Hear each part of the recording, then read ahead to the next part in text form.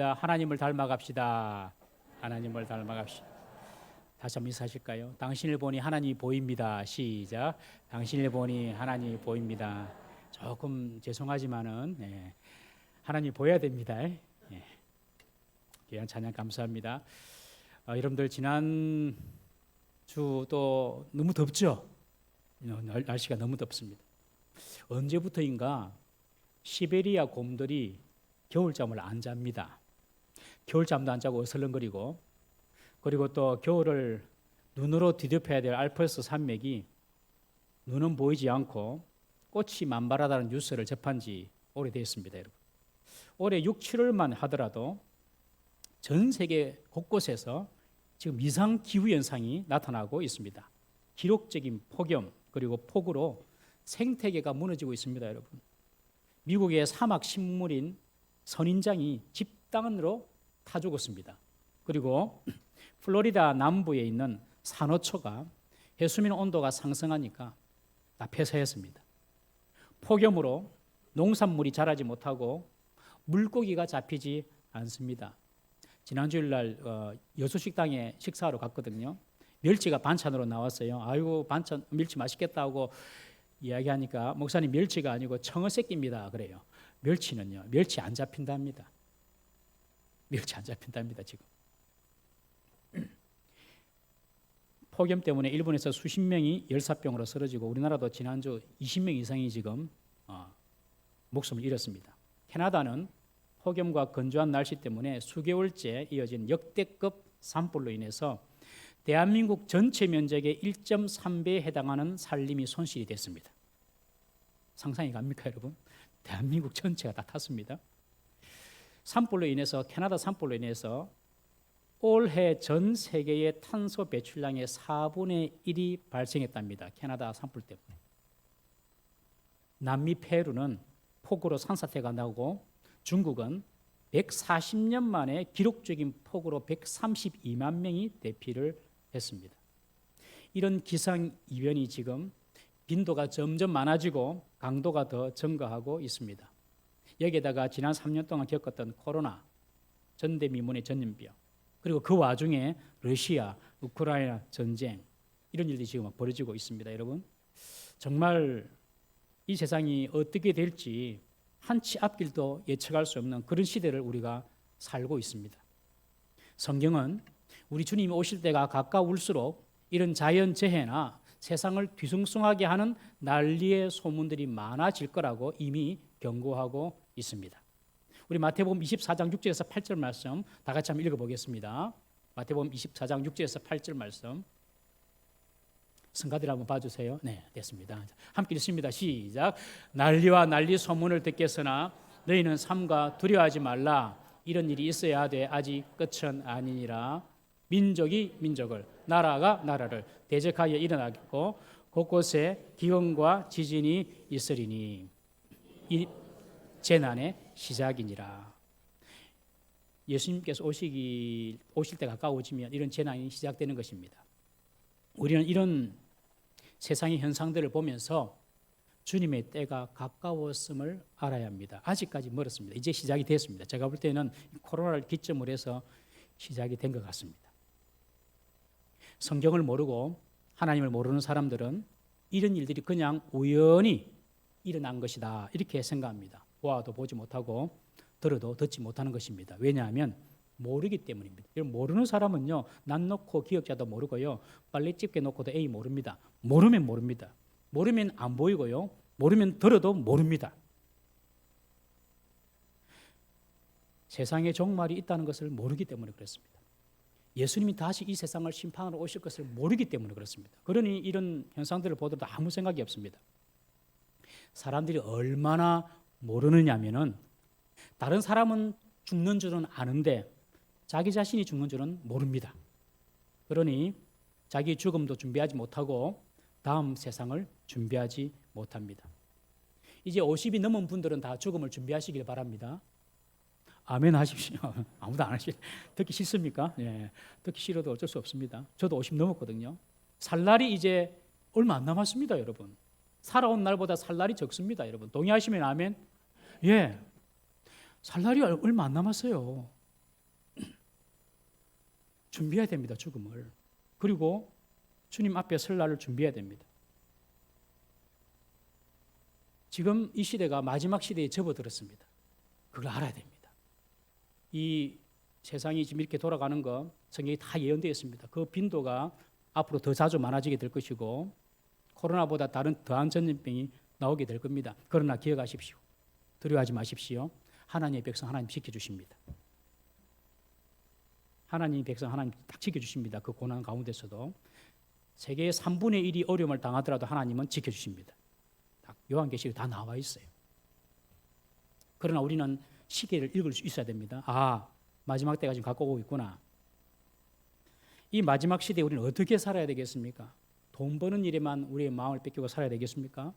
세상의 쾌락과 명예와 인기를 얻는데 우리 모든 인생의 삶의 에너지를 집중하면서 살아야 되겠습니까, 여러분?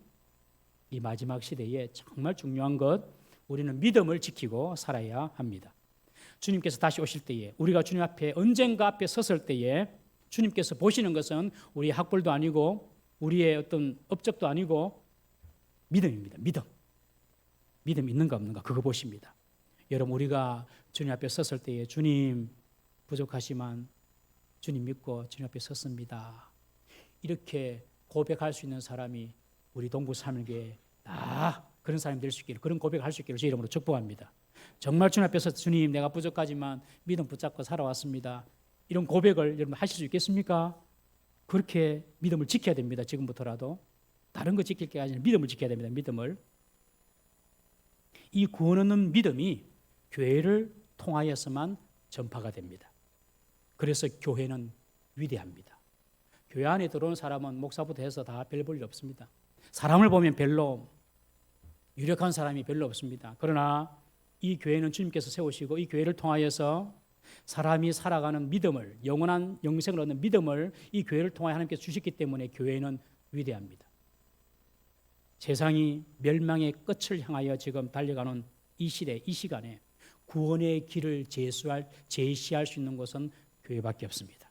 그래서 교회는 위대합니다. 그리고 교회는 절대로 꺾이지 않습니다. 50년 전 73년 8월 9일 우리 동부 삼일교회가 세워졌습니다. 이 교회 때문에 저와 여러분들이 지금도 믿음을 지키고 살아가고 있는 것입니다. 50년 동안 하나님께서 우리 교회를 지켜오셨습니다. 얼마나 위기가 많았겠습니까? 그러나 하나님이 주님의 교회이기 때문에 지키시고 보호하시고 그리고 귀한 사람들을 이곳에 보내어서 교회를 이어가게 하셨습니다. 이 교회가 있기에 저가 있고 이 교회가 있기에 지금 여러분들이 있습니다. 이 교회가 있기에 저와 여러분들의 믿음이 지금 지켜지고 있음을 믿으시기를 바랍니다. 우리 50주년 설립 기념을 맞아서 우리 동부 삼일교회 허락하신 주님께 감사의 박수 한번 올려드리지 않겠습니까? 감사합니다.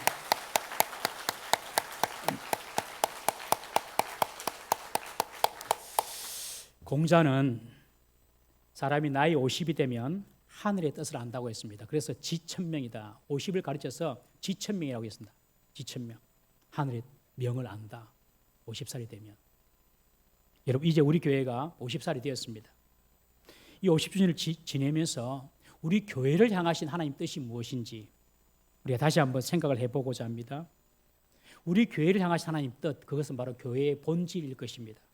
앞으로 우리가 달려갈 50년, 100년, 100년까지 있을지 모르겠지만 주님 그 전에 오실 수도 있으니까요. 앞으로 달려갈 우리 교회가 정말 주님께서 원하시는 뜻에 합당한 그런 교회가 되었으면 좋겠다 싶어서 오늘 말씀을 준비해 보았습니다. 저는 교회의 본질을 세 가지로 보았습니다. 첫 번째, 하나님께서 인간을 창조하신 목적. 두 번째, 예수님이 십자가에 돌아가시기 전 주신 유언의 말씀. 세 번째, 예수님이 성천하시기 전 우리에게 주신 마지막 명령. 이 세 가지가 교회의 본질이라고 생각합니다. 먼저 하나님의 창조 목적을 이루어드리는 그런 교회가 되어야 됩니다. 여러분, 하나님께서 사람을 창조하신 목적이 무엇입니까? 우리 이사야 43장 21절 말씀 한번 읽어보겠습니다. 시작. 이 백성은 내가 나를 위하여 지었나니 나를 찬송하게 하려 함이라. 하나님이 우리를 창조하시고 지으신 목적은 하나님을 우리가 찬송하기 위함이다. 이것은 바로 예배를 의미합니다. 하나님은 우리의 삶의 모든 전반에서 예배 받으시기를 원하십니다. 근데 이 본문을 가지고 어떤 분들은 그런 말을 해요. 우리가 꼭두가시가 하나님은 자신을 위해서 우리를 예배하라고, 우리 찬송하라고 우리를 만드는, 우리는 뭐고 버튼 누르면은 버튼대로 움직여야 되는 로봇이가, 이렇게 말씀하시는 분도 있습니다. 그러나 그렇지 않습니다. 왜 하나님은 당신을 예배하고 찬송하는 자로 우리를 지으셨을까요? 그것은 이 우주 만물에서 영광과 찬양을 받으실 분은 오직 한 분, 하나님밖에 없기 때문에 그렇습니다. 세상 모든 피조 세계가 하나님으로부터 나왔습니다. 하나님이 계셨기 때문에 저가 있고 여러분이 있고 온 우주 만물이 존재하고 있는 것입니다. 그러니 하나님만 홀로 영광을 받으실 분이십니다. 나머지는 다 우상이고 다 사이비입니다. 하나님만 영광 받으셔야 됩니다. 그리고 피조물인 우리가 그 하나님만 예배하고 찬송할 때에 비로소 우리는 최고의 행복과 선을 누릴 수가 있기 때문에 그렇습니다. 하나님만이 우리의 참된 만족이 되시기 때문에 그 하나님을 찬송하고 그 하나님을 예배할 때에 우리는 참 만족과 참 기쁨을 누릴 수가 있는 것입니다. 여러분, 하나님 없이 살아가는 분들, 하나님께 예배하는 삶 없이 살아가는 분들을 보십시오. 돈이 목적입니다. 돈이. 세상을 살면서 한 푼이라도 이익을 보려고, 그것이 목적입니다. 그리고 세상의 명예와 자존심이 자신을 지탱시켜주는 힘입니다. 얼마나 유치한지 모릅니다, 여러분. 그러나 진정으로 하나님을 예배하는 사람은 자신의 참된 가치와 의미를 아는 사람입니다. 여러분, 아무도 보는 이가 없을 때에 나 혼자서라도 조용히 내 입을 열어서 하나님의 이름을 부르고 기도하고 찬송하고 그분의 은혜를 깊이 감사하는 예배를 드려보시기 바랍니다. 그런 예배를 드려보셨습니까? 그런 사람이 하나님께서 창조하신 목적대로 사는 사람입니다. 그런 사람은요, 행복한 사람입니다. 틀림없습니다. 지금 제가 말씀드린 대로 아무도 보는 이 없는데 혼자서 하나님을 찬양하고 감사하고 기도할 수 있는 사람은요, 반드시 행복한 사람입니다. 왜냐하면 예배할 때 우리는 행복하거든요. 하나님께서 우리 예배하라고 만드셨기 때문에 그렇습니다. 한 번도 안 해보신 분들은 이번 주에 한번 꼭 해보십시오. 놀라운 하나님의 은혜가 임합니다. 성도는 매일 하나님의 은혜를 기억하며 찬송하며 사는, 예배하는 사람인 줄 믿으시길 바랍니다. 뿐만 아니라 주일 교회의 공적 모임에 함께해서 예배하는 것을 하나님은 너무 귀하게 보시고 복을 주십니다. 혼자 예배하는 것도 중요하지만 함께 예배하는 것을 하나님이 기뻐하신다는 사실을 꼭 기억해야 합니다. 하나님은 예수님을 통하여 그렇게 말씀하십니다. 두세 사람이 주의 이름으로 모인 곳에 나도 그들 중에 있다. 예수님께서 그러셨죠. 두세 사람이 내 이름으로 모인 곳에 내가 그들 중에 있다. 여러분, 나 혼자 예배하면 하나님이 안 계십니까? 계시지요. 그러나 함께 예배하는 곳에 주님께서 하늘 문을 여시고 은혜와 복을 부어 주시는 것입니다. 오순절 성령이 어떻게 강림하셨습니까, 여러분? 예수님의 부활을 본 사람들이 다 모였습니다. 사도들도 모였습니다. 여자들도 모였습니다. 예수님의 가족들도 모였습니다. 한 120명이 되었습니다. 120명이 모여서 예배할 때에 그곳에서 성령이 임했습니다. 여러분, 천국이 어떤 곳입니까? 천국은 날마다 모여서 예배하는 곳입니다. 그러므로 예배가 적성에 안 맞는 분들은 천국에 적합하지 않는 사람인 줄 기억하십시오. 나 예배가 나는 좀 재미가 없다. 예배는 내 적성이 안 맞다. 이분은 나는 천국이 내 적성이 아니다. 이렇게 말하는 거와 똑같습니다. 왜요? 천국에는 항상 예배가 이어지거든요. 그런데 그 천국에서는 혼자 하는 예배는 없습니다, 여러분. 혼자 하는 예배가 없어요. 우리 계시록 19장 1절 말씀 한번 읽어보겠습니다. 시작. 이 일 후에 내가 들으니 하늘에 허다한 무리의 큰 음성 같은 것이 있어 이르되 할렐루야, 구원과 영광과 능력이 우리 하나님께 있도다. 허다한 무리, 허다한 성도들이 모여서 하나님을 찬양합니다. 구원과 영광과 능력이 주님께 있습니다. 하나님은 이런 주의 백성들이 모여서 드리는 예배를 하나님께서 기뻐합니다. 천국에서는 혼자 드리는 예배 없습니다, 여러분. 말세 때가 될수록 모이를 패하는 시대가 된다고 이미 성경은 히브리서에 예언하고 있지 않습니까? 우리가 코로나라는 그런 전대미문의 사건을 경험하면서 많은 성도들이 이제 교회 와서 예배하는 것보다도 집에서 예배하는 것이 더 익숙해지고 편해진 분들이 계십니다. 여러분 오늘날 심지어 온라인 교회도 생겼습니다. 온라인 교회 들어보셨습니까? 온라인 교회는요 안 모입니다. 안 모이고 인터넷으로 예배합니다. 설교 듣고 헌금 온라인으로 보내고 정상적인 교회라고 볼 수 없습니다, 여러분.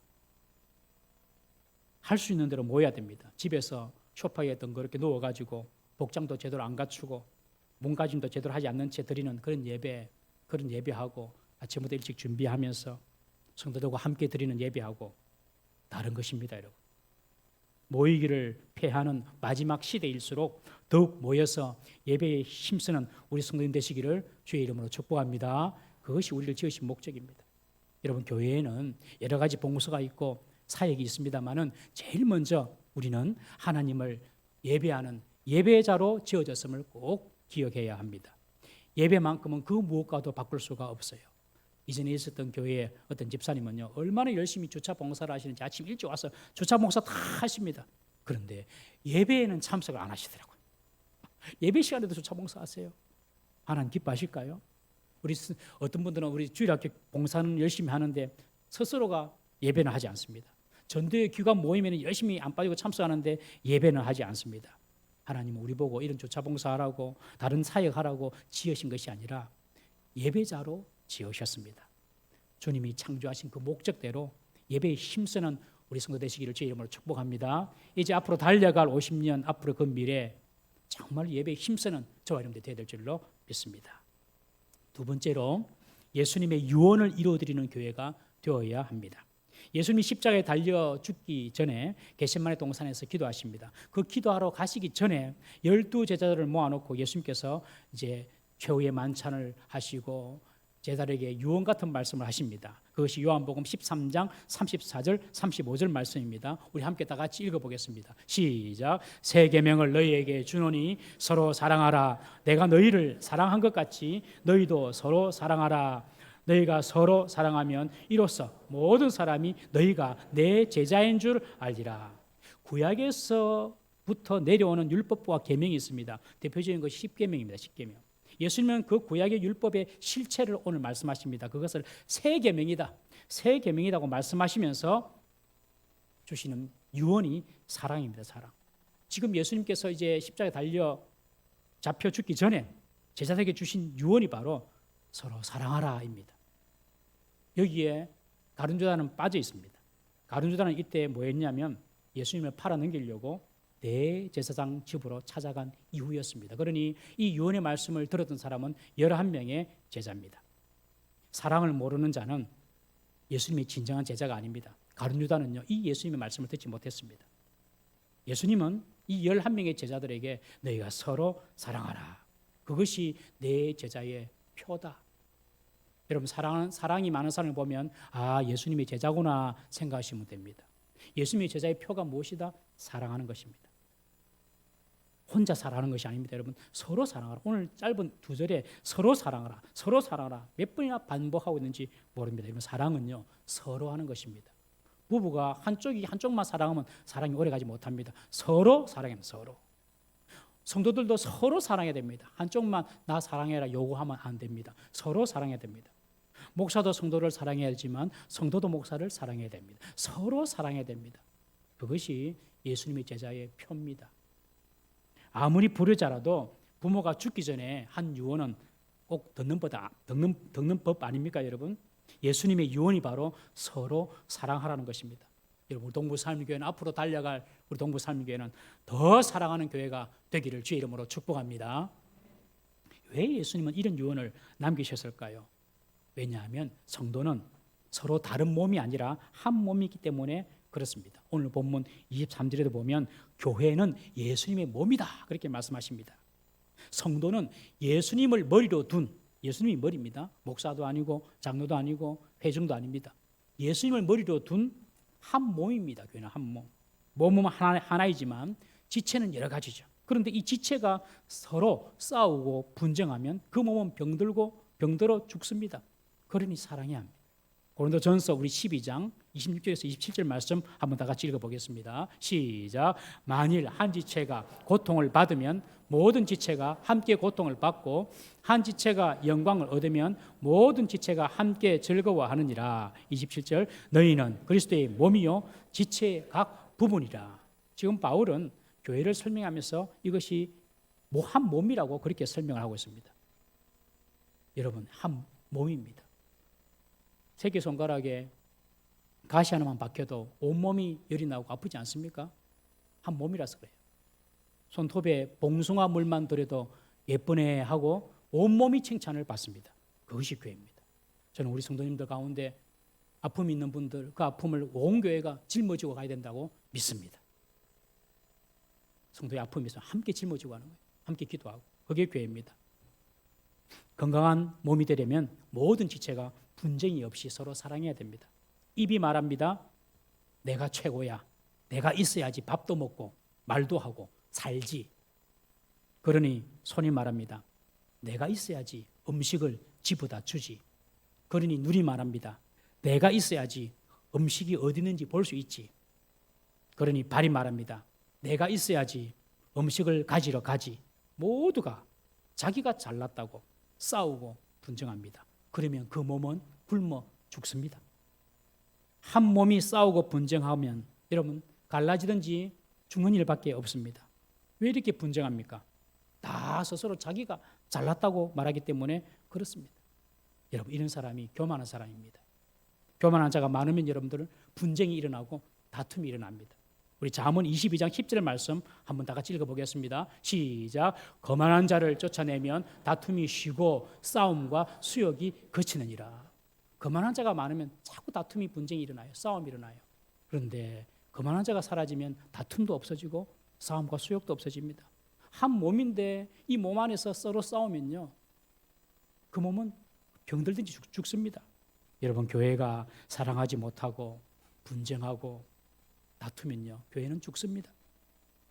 교회 안에서 서로 비교하고 경쟁하고 그래서 좀 잘났으면 교만하고 좀 못났으면 절망하고 시기하고 질투하고 미워하고 저 사람 좀 잘됐더라 그러면 수근수근거리고 절대로 그러면 안 됩니다. 사회적 지위에 따라서 교회가 사람을 평가하고 사람을 무시하고 이것은 주님의 교회가 아닙니다. 서로를 존중히 여기고 자기의 역할에 최선을 다하고 그리고 서로를 귀하게 보아주고 격려해주고 세워주는 것이 한 몸인 교회가 사는 길인 줄 믿으시기를 바랍니다.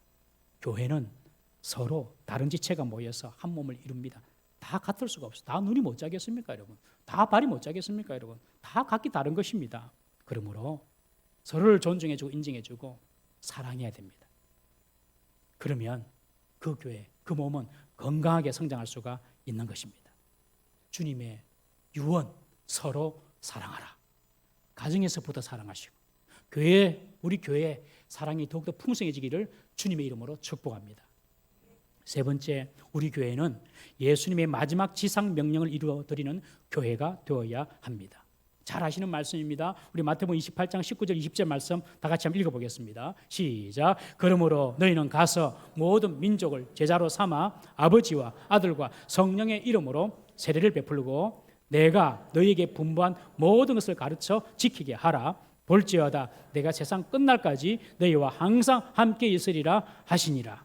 예수님께서 우리 죄를 대신하여 십자가에 죽으시고 부활하신 이후에 예수님께서 성천하셨습니다. 하늘로 올라가셨습니다. 이것도 어떤 사람 보면 예수님이 손오공이가 하늘로 올라가게 상상력이 없습니다. 상상력이. 여러분들 한 100년 전만 하더라도 조선시대 사람들이 로켓 타고 달나라 갈까 상상했을까요? 100년 전만 해도 상상력이 없어요. 상상력이. 믿음이 없는 사람은 상상력이 없어요. 예수님이 와 성천했다. 이게 안 믿는 것입니다. 예수님 다 하실 수 있는 분인데 그 예수님께서 성천하시기 전에 그의 제자들, 그의 사람들에게 주시는 명령이 바로 모든 민족으로 제자를 삼아라. 복음을 전가하라. 이것입니다. 우리는 우리로 인해서 예수님을 따르는 제자가 세워지도록 우리의 삶을 드려야 할 줄로 믿습니다. 하나님의 존재도 알지도 못하고 하나님이 계시는지도 알지도 못하는 그런 사람들의 삶과 하나님의 백성의 삶은 분명히 달라야 합니다. 이런 보통 사람들의 인생이 어떠합니까? 보통 이렇더라고요. 학생 때는 학교를 다닙니다. 학교 졸업하면 취업 준비를 위해서 또 열심히 노력합니다. 그리고 취직을 합니다. 남자는 군대를 다녀오고 결혼을 합니다. 결혼한 뒤에 아이를 낳습니다. 아이를 낳고 집이 좀 큰 집이 필요해서 대출을 받습니다. 집을 사고 대출금을 갚아가면서 50대를 맞이합니다. 그러다가 은퇴를 합니다. 은퇴하고 난 이후에 자녀들이 또 장성해서 결혼을 합니다. 그러면 손주들을 봅니다. 그 재미를 누리다가 나이를 먹고 어느 순간 꼴까닥 하고 죽습니다. 그것이 세상 사람들이 보통 인생입니다. 다 그래서 삽니다. 그냥 다 그래서 삽니다. 그러나 십자가의 사랑을 받고 십자가의 공로 그 은혜를 입은 저와 여러분들, 우리 그리스도인들은 우리의 삶이 내 자신의 삶을 살아가는데 바빠서는 안 됩니다. 우리에게 주신 주님의 명령을 따라가는 삶을 살아야 할 줄로 믿습니다. 직장 다니는 것도 월급 받으려고 다니는 게 아닙니다. 월급 300만 원 받으세요? 여러분들이 300만 원짜리세요? 연봉 1억 받으세요? 여러분들이 1억짜리세요? 그것이 목적이 아닙니다, 여러분. 나로 말미암아 예수님을 따르는 제자를 만드는 것이, 복음 전가하는 것이 직장 가는 이유입니다, 여러분.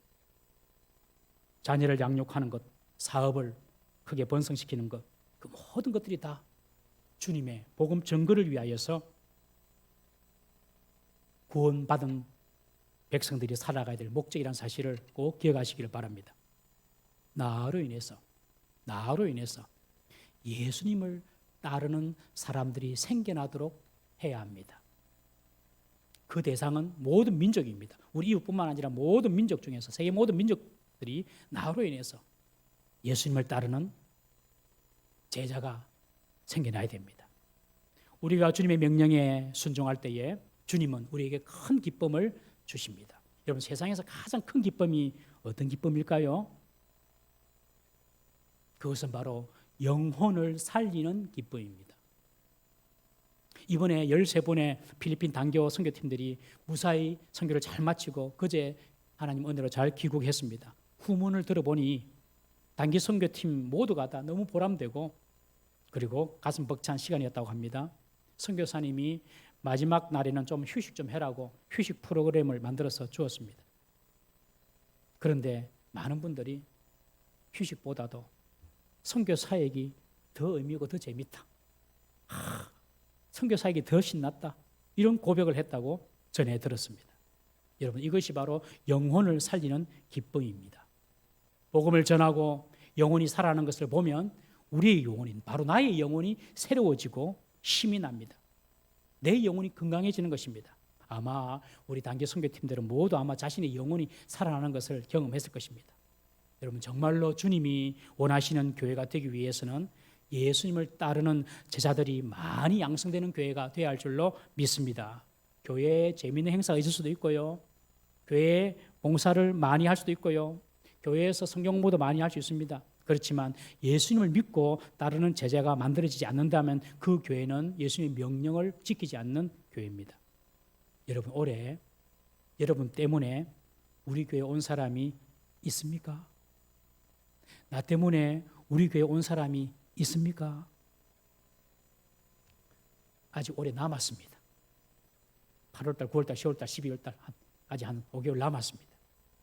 나 때문에 주님을 따르는 사람이 생겨야 됩니다. 그 일에 힘쓰는 우리 성도님 되시기를 주의 이름으로 축복합니다.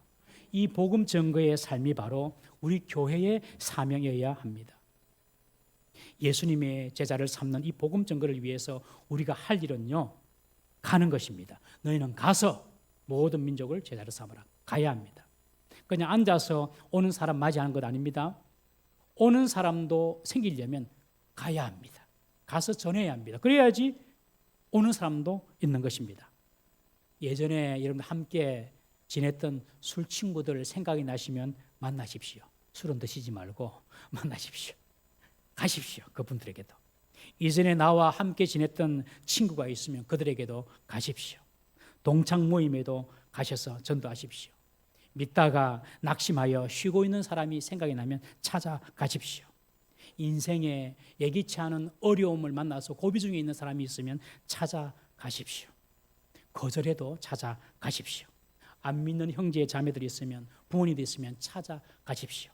저는 매일마다 하는 기도가, 하나님 우리 교회에 믿지 않는 가족을 두신 분들, 그 가정이 다 구원받게 하여 주옵소서. 저는 새 가족이 오신 것도 참 감사하지만 우리 교회 성도들 중에서 믿지 않는 가족들이 오는 것이 저는 너무너무 기뻐요. 정말 기뻐요. 그래서 매일매일 기도합니다. 앞으로 그런 일들이 더 많이 일어날 줄로 믿습니다. 자꾸 우리 교회 안에서 지금 믿지 않는 가족을 둔 가족들이 교회에 오고 있거든요. 앞으로 그 일이 더 번성하게 일어나게 될 것입니다. 손자가 예수님 믿는 것을 격렬히 반대하는 할아버지가 있었습니다. 그래도 손자는 더 열심히 교회에 나갔습니다. 보다 못한 할아버지가 어느 날 손자를 불러놓고 목에 칼을 들이대고 너 예수 믿으면 죽여버린다. 그렇게 말하니 손자가 하는 말이 할아버지 나를 죽여도 나는 예수님 믿을 겁니다. 그러니 이 할아버지가 칼을 거두고 손자의 뺨을 때리면서 그렇게 좋은 예수라면 왜 나보고 믿으라고 말 한마디 하지 않느냐. 그러면서 그 할아버지가 손잡고 교회 갔답니다. 여러분, 우리 예수님께서 우리에게 그렇게 좋은 분이라면 주위 사람들에게 전하는 것은 당연한 일이지 않습니까? 예수님을 전하지 않는다는 것은 예수님을 자랑스럽게 생각하지 않든지 그 전도의 대상을 사랑하지 않든지 둘 중에 하나입니다. 올해 50주년 기념으로 우리가 50일 릴레이 전도를 4월달 5일달 두 달에 걸쳐서 50일 동안 쉬지 않고 했습니다. 여러분들 고생 많으셨죠? 처음에 이 전도를 시작할 때 어느 정도 우리 성도님들이 참여할지 저는 사실 반신반의했습니다. 왜요? 한 번도 안 해본 일이라서. 그런데 참 우리 교회는 정말 하나님을 사랑하는 분들이 많이 있습니다. 숫자가 줄지 않고 계속해서 끝까지 50일 동안 열심히 전도를 했습니다. 우리 주일학교 학생들부터 열심히 전도했습니다. 청년부 이르기까지. 참 우리 교회 청년들 귀합니다. 자기들이 전부 다 프로그램 다 짜가지고 어떻게 전도할지. 우리 주일학교 학생들도 우리 유년부, 초등부부터 중고등부 다 중고등부 아이들이 얼마나 그런 거 싫어합니까? 밖에 나가서 뭐 하는 거 싫어하거든요. 근데 담대히 전화했어요. 우리 중고등부 아이들, 우리 청년부까지. 또 우리 교회 젊은 여전도회 회원들, 젊은 여전도회 회원들 좀 부끄럼도 많잖아요. 그런데 담대하게 우리 전도회 회원들 나가서 전도했습니다. 하나님이 다 기억하고 갚아 주실 것입니다. 틀림없습니다, 여러분. 하나님을 기쁘시게 하면 하나님이 반드시 그 사람을 기쁘게 합니다. 여러분, 하나님은 정확한 분이에요. 어떻게 전도하다 보면 거절당하기도 하고 자존심이 상할 때도 있습니다. 그러나 주님을 위한 헌신, 희생이라고 생각하면서 열심히 전도했습니다. 어떤 집사님은 목사님, 저는 전도할 때에 내 전도지 받아주는 사람보다도 거절하고 가는 사람 만났을 때 더 하나님께 감사했습니다 그러더라고요. 왜요? 물어보니 그때 내가 정말 하나님의 백성으로 하나님의 일을 하고 있구나라는 그런 생각이 들었습니다 그러더라고요. 오히려 거절당하고 오히려 욕먹을 때에 전도하면서 내가 정말 하나님의 백성이구나. 내가 지금 하나님 일을 하고 있구나. 그것 때문에 더 위로가 됐고 더 기뻤대요. 여러분, 전도는 1년에 한 번 행사가 아니라 우리의 삶이 되어야 될 줄로 믿습니다. 그것이 앞으로 우리 교회가 진정 교회다운 모습으로 나아가야 될 길이라고 생각합니다. 사랑하는 성도님 여러분, 우리 주님 오실 마지막 징조가 이제 점점점 가시적으로 더 드러나고 있습니다. 앞으로 더 이제 보게 될 겁니다. 보아도 알지 못하고 들어도 듣지 못하는 어리석은 자가 되어서는 안 됩니다. 우리 교회를 50년 동안 지켜주신 그 주님께 감사하며 앞으로 더 우리 교회를 세우신 그 주님의 뜻을 잘 이루어드리는 그런 교회가 되어야 될 줄로 믿습니다. 더 힘써서 모여 예배하는 교회, 더 사랑하는 교회, 세상을 향하여서 복음을 가지고 나아가는 교회, 그래서 주님의 제자를 양성하는 그런 교회, 이런 교회가 되어서 하나님께 영광 돌리는 우리 성도님들, 우리 교회 되기를 주의 이름으로 축복합니다. 우리 다 같이 한번 기도하겠습니다. 이 시간에 한번 하나님 오시